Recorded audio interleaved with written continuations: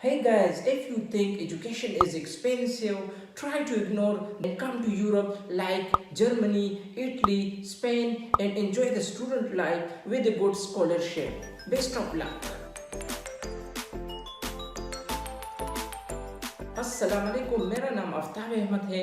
आज का topic study in USA was study in Italy. इन दोनों के बारे में मैं बात करूंगा कि कौन सी बेस्ट है। मैं ये नहीं कहना चाहता कि एजुकेशन सिस्टम वहाँ पे बेस्ट है या यहाँ पे बेस्ट है और आप उस कंट्री के लिए जाए या आप इस कंट्री के लिए ना आए। मैं ऐसा बिल्कुल नहीं कह रहा हूँ क्योंकि मैं खुद भी यूएसए में एजुकेशन अभी तक मैंने नहीं की है, तो मैं खुद भी वहाँ पे नहीं गया हूँ। मैं सिर्फ और सिर्फ अपना नजरिया शेयर करना चाहता हूँ कि आप लोग दोनों नजरियों को देख के अपने लिए सिलेक्शन करें कि आप कौन से के लिए सूटेबल हो, क्योंकि जो भी आपको बेस्ट लगे।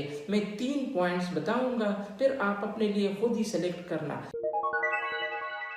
नंबर 1, हम कॉस्ट पे बात करेंगे कि खर्चा कितना आता है पाकिस्तान से आने तक और यहाँ पे आप लोग किस तरह यूनिवर्सिटी को आपने कितने पैसे देने होते हैं दोनों कंट्रीज में। तो सबसे पहले इटली में एजुकेशन बिल्कुल फ्री होता है। बिल्कुल फ्री मींस आपका पूरे साल की फी तकरीबन 1000 से लेके 1500 और 1800 के दरमियान होती है। तो ये ना होने के बराबर है।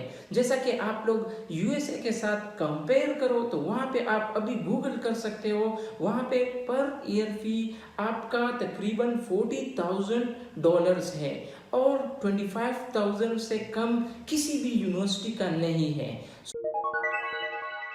नंबर 2, मैं स्कॉलरशिप पे बात करता हूँ। स्कॉलरशिप यूएस में भी होता है, लेकिन वहाँ पे आपने आइल्स में 7 बैंड, जीआरई में अच्छा स्कोर और इसके साथ साथ आपकी जीपीए अच्छी होनी चाहिए, आपकी डिग्री रेलेवेंट होनी चाहिए और आपको वीज़ा रेशो में भी थोड़ा बहुत मसला आगे पीछे आ सकता है और आपने इनकम भी थोड़ा बहुत ओके शो करना होता है।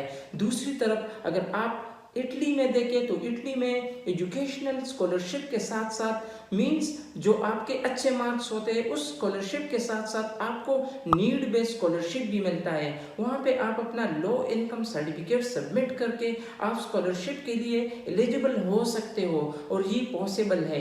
तो इटली और दोनों का स्कॉलरशिप मौजूद है, लेकिन एक आप अगर क्रीम स्टूडेंट हो, अगर आपका जीपीए लास्ट जीपीए और आपका डिग्री लेवल ओके है, आपका एजुकेशन गैप बिल्कुल 0 है या 1 ईयर या 2 ईयर गैप है, तो आप एक्सेप्टेबल हो।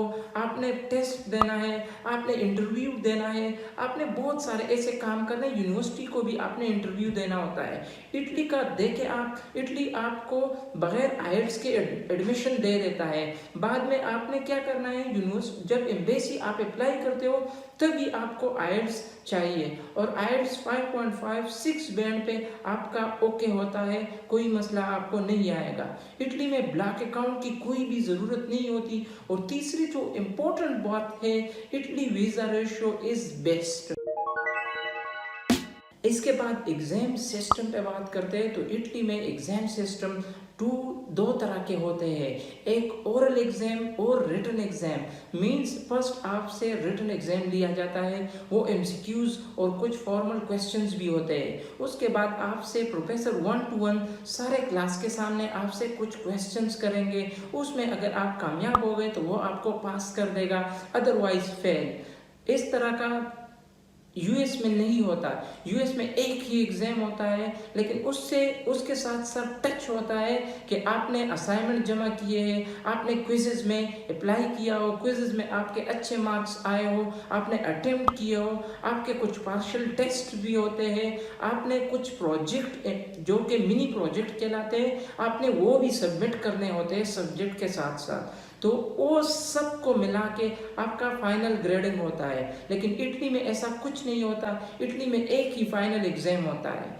एग्जाम भी आप रिटेक कर सकते हो इटली में। फॉर एग्जांपल आपके मार्क्स कम आए या आपका पेपर फेल हो गया या आप एग्जाम अटेम्प्ट नहीं कर सके उसी दिन, तो उसके 15 और 20 डेज मैक्सिमम 20 डेज बाद दूसरा अटेम्प्ट होता है। हर सेमेस्टर में एक सब्जेक्ट का 2 अटेम्प्ट होते हैं, किसी एग्जाम का 3 अटेम्प्ट भी होते हैं। सो ये बात बहुत ज़रूरी याद रखो, ऐसा बिल्कुल यूएस में नहीं होता। ग्रेडिंग सिस्टम भी दोनों का एक दूसरे से बहुत मुख्तलिफ है, क्योंकि इटली में आपको एग्ज़ाम में सफिशेंट और non sufficient, good, excellent marks total exam का 0 to 30 होता है, लेकिन उसके बाद आपको ऐसा ग्रेड आपको मिलेगा good, excellent, sufficient, non sufficient. While in America आपको 0 to 100 मार्क्स होते हैं और उसके साथ साथ आपको ABCDE इस तरह के ग्रेड्स आपको दिए जाते हैं। और इम्पोर्टेंट पॉइंट, इटली का वीज़ा रेशियो बेस्ट है।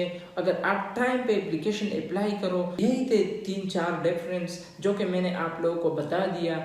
अभी अपने आप को कंपेयर करो कि मैं किस लिहाज से जाऊं और क्यों जाऊं मैं इसी कंट्री, और मैं इसको अफोर्ड कर सकता हूं या नहीं, और मैं स्कॉलरशिप कहां पे आसानी से अचीव कर सकता हूँ। सो उसको सारे बातों को आप लोग अपने सामने रखो, फिर अप्लाई करो कि मैं कौन सी कंट्री और किस सब्जेक्ट में मैं अप्लाई करूँ। सो बेस्ट ऑफ लक, मिलते हैं नेक्स्ट वीडियो में, तब तक के लिए चाओ, लेकिन दुआओं में ज़रूर याद रखना। अल्लाह हाफ़िज़।